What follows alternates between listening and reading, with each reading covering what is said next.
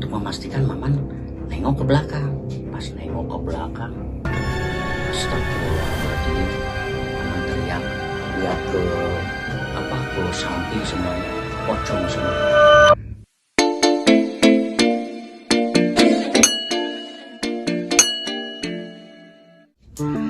Assalamualaikum, apa kabar semuanya? Terima kasih sudah klik video ini. Dan kali ini saya akan menceritakan tentang arwah rombongan pengantar pengantin. Mau tahu ceritanya?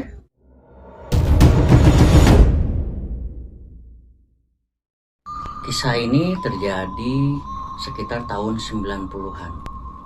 Sebut saja namanya Maman. Maman ini baru pulang dari rumah temannya. Pada saat itu sekitar jam 8 lebih lah Maman pulang. Maman jalan ke depan untuk ke jalan raya untuk mencari tumpangan.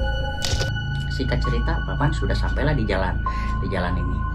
Dan dari jarak sekitar 10 meter lah, ada jarak sekitar 10 meter ada serombongan sekeluarga yang seperti berpakaian rapi, seperti sudah pulang mau pergi kemana gitu, mau ke kondangan gitu. Kata Maman pikir biarin. Tapi keluarga itu ada yang nangis, ada yang diem, ada yang ngelamun. Tapi Maman pikir ya sudahlah, mungkin yang gak akan ikut campur lah pokoknya.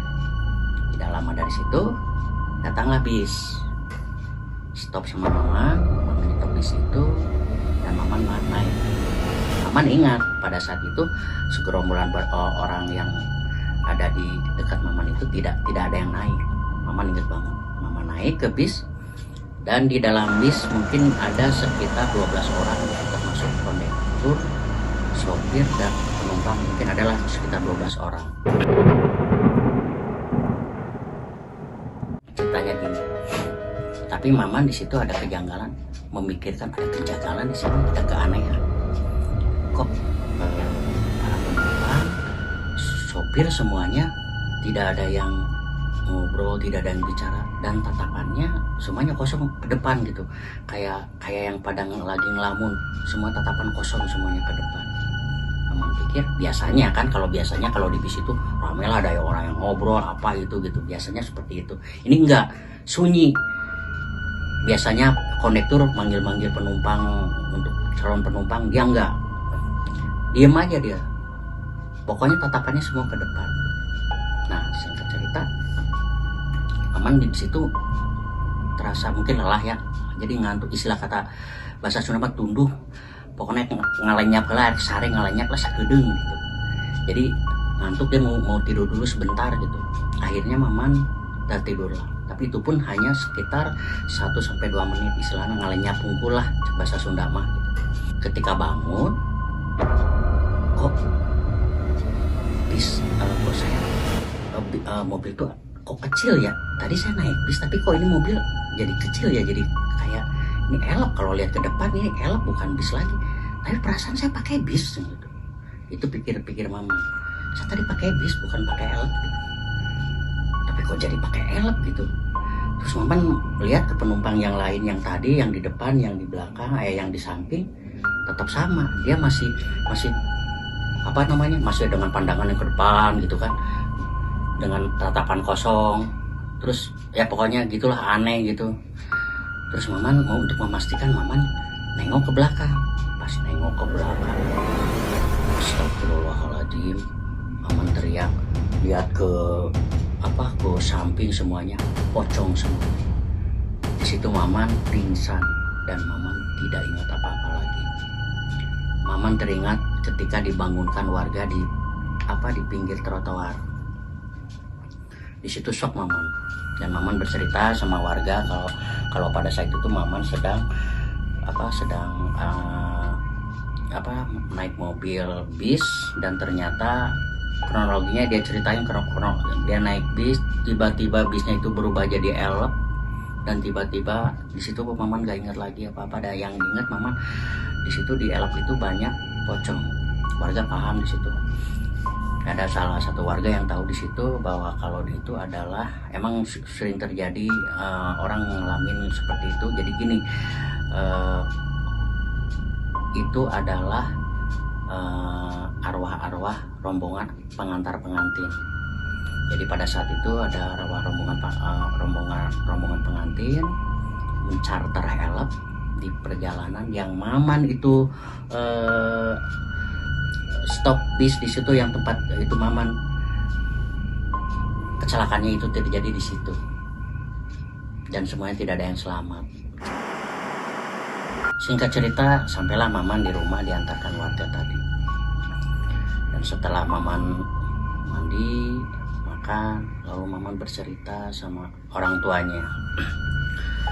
Dan besoknya Maman juga selalu bercerita sama teman-temannya, sama teman penongkrongan, selalu bercerita.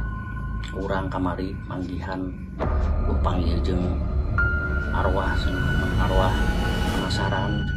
Pokoknya selalu itu diceritain sama teman-teman. Setelah beberapa tahun berlalu, Maman sakit keras, dan akhirnya Maman meninggal.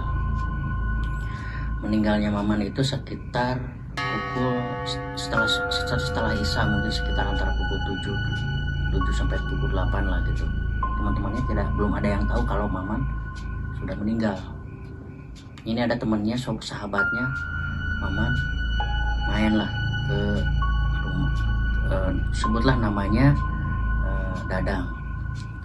Dadang mau mengunjungi Maman ke rumahnya. Di tengah jalan Dadang ketemu sama Maman. "Man, orang ada ka imah, Man," kata Dadang. "Besoklah ka imah we. Orang nggak di imah, loba jelema, sok urang aya perlu lah ka ditu. Ayo tuh barang, itu orang perlu lah, tungguan di imah, tungguan we." Jadi, "Man, saya mau main ke rumah, Man." "Ayo tuh. Yaudah sok main aja dulu, ke rumah aja dulu. Di rumah banyak orang kok, saya mau ada perlu dulu," kata Maman. Itulah kata Maman. Setelah itu, ya udah, akhirnya Dadang pergilah sendiri ke rumah Maman. Tapi setelah nyampe di rumah Maman, banyak orang yang lagi pada ngaji, kalau istilah bahasa Sundanya ngemitan gitu. Akhirnya Dadang masuklah ke rumahnya, dan Dadang disambut sama ibunya Maman. Kata ibunya Maman, "Dang, Maman tos ngandungkeun, Maman tos teu aya, Dang." Dadang bingung dan heran. "Bu," kata Dadang, "bieu pisan abi pendak sareng Maman di jalan. Abi kan bade amang ka dieu. Pendak sareng Maman malah Maman anu nitah ka dieu. Makana abi ka dieu oge, Bu." Astagfirullahaladzim. "Man, ampura abi, Man." Itu yang diucapkan oleh Dadang. "Man, maafin. Kamu sudah bercerita banyak, mengisahkan, dan kamu juga ketika kamu meninggal pun kamu mengisahkan juga." Singkat cerita, Maman dikuburkan. Keesokan harinya Maman dikuburkan. Dan kisah ini berakhir di sini. Itulah cerita dari saya kali ini, dan jika Anda suka cerita saya dan video saya, silakan klik subscribe, nyalakan loncengnya sebagai notifikasi agar ketika saya mengupload video baru, kalian mendapat pemberitahuan. Jangan lupa bahagia. Salam.